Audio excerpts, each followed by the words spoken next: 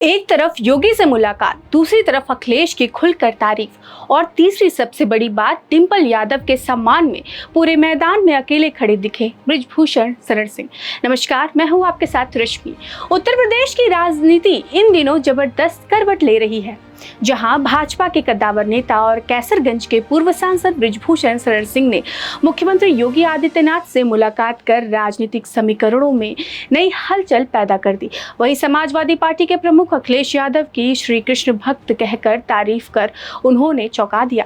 लेकिन सबसे बड़ा संदेश उन्होंने तब दिया जब एक मौलाना द्वारा डिंपल यादव पर की गई अभद्र टिप्पणी के खिलाफ बृजभूषण ने मोर्चा खोल दिया और कहा कि यह किसी दल का नहीं, महिला के सम्मान का सवाल है। अब सवाल उठता है, क्या बृजभूषण खुद को भाजपा से अलग स्थापित कर रहे हैं या योगी के जरिए भाजपा के भीतर अपने पुराने प्रभाव को फिर से पाने की कोशिश कर रहे हैं? एक मुलाकात, कुछ शब्दों की तारीफ और एक नारी सम्मान की हुकार, ये तीन बातें आज यूपी की सियासत को झकझोर रही है। हाल ही में उत्तर प्रदेश प्रतिभा सम्मान समारोह के दौरान बृजभूषण शरण सिंह ने पत्रकारों से बात करते हुए सपा सांसद डिंपल यादव पर एक मौलाना द्वारा की गई अशोभनीय टिप्पणी की कड़ी निंदा की। उन्होंने साफ कहा, यह न भाजपा का है, न सपा का है और न बसपा का। यह एक महिला के सम्मान से जुड़ा सवाल है।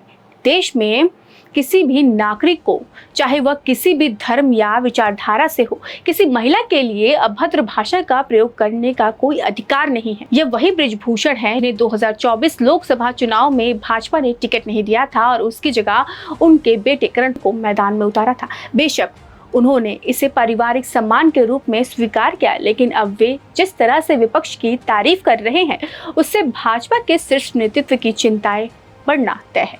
उन्होंने न सिर्फ डिंपल यादव का समर्थन किया, बल्कि अखिलेश यादव की धार्मिक भावनाओं की सराहना करते हुए उन्हें असली श्री कृष्ण भक्त तक कह दिया। यह बयान बृजभूषण की वैचारिक लकीर को कहीं ज्यादा नचीला दिखाता है और ऐसा संकेत जो भाजपा के भीतर उठती खलबली को हवा दे सकता है। इस पूरे घटनाक्रम के बीच एक और बड़ा मोड़ तब आया जब मुख्यमंत्री योगी आदित्यनाथ ने बृजभूषण से एक खास मुलाकात की। सूत्रों के मुताबिक 2027 विधानसभा चुनाव की रणनीति को ध्यान में रखते हुए यह मीटिंग हुई। अवध क्षेत्र में बृजभूषण शरण सिंह का प्रभाव आज भी निर्णायक है और यही वो इलाका है जहां भाजपा को 2024 में करारी हार का सामना करना पड़ा। योगी को अब यह भली भांति समझ आ चुका है कि बृजभूषण जैसे नेता को नजरअंदाज करना महंगा पड़ सकता है। यही कारण रहा है कि उन्होंने स्वयं पहल करते हुए मुलाकात की। मुलाकात के बाद बृजभूषण ने भी तंज भरे लहजे में कहा, योगी बड़े हैं इसलिए झुके वही हैं, हम नहीं। इस वाक्य में राजनीति के भीतर छिपी अहमियत और ताकत दोनों झलकती है। सवाल यह भी उठता है कि क्या बृजभूषण शरण सिंह अब वैचारिक स्तर पर अधिक स्वतंत्र है?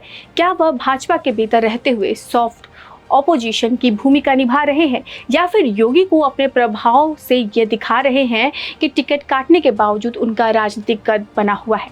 डिंपल का सम्मान, अखिलेश की तारीफ और योगी से गुप्त मुलाकात, यह सब सिर्फ बयानों की राजनीति नहीं बल्कि यूपी की बदलती जमीनी हकीकत का संदेश है।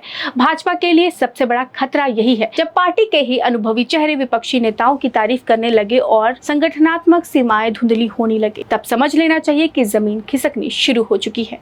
आपकी क्या राय है इस पूरे मुद्दे को लेकर? कमेंट सेक्शन में जरूर बताएं। अगर वीडियो आपको अच्छी लगी तो वीडियो को लाइक करें, चैनल को सब्सक्राइब करें।